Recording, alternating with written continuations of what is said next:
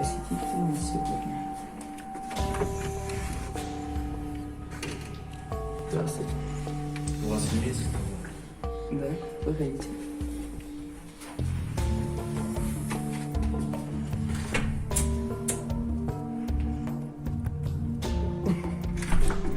Проходите.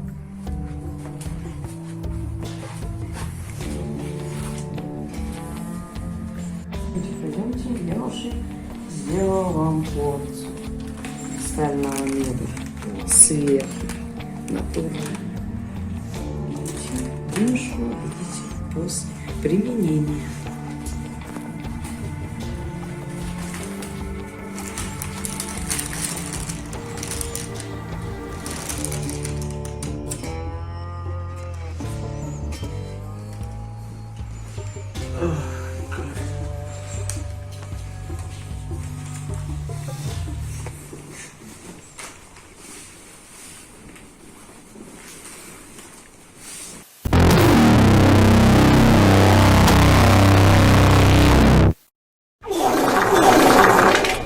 Я полицейский, я пришел вас уничтожить.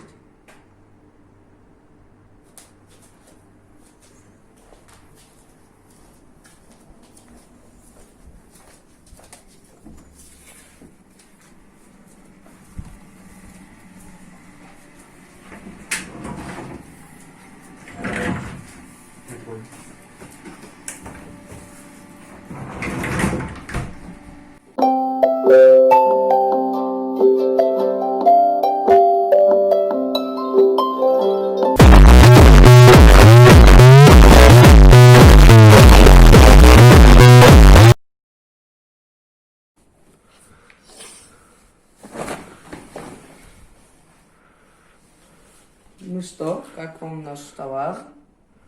Хорошо.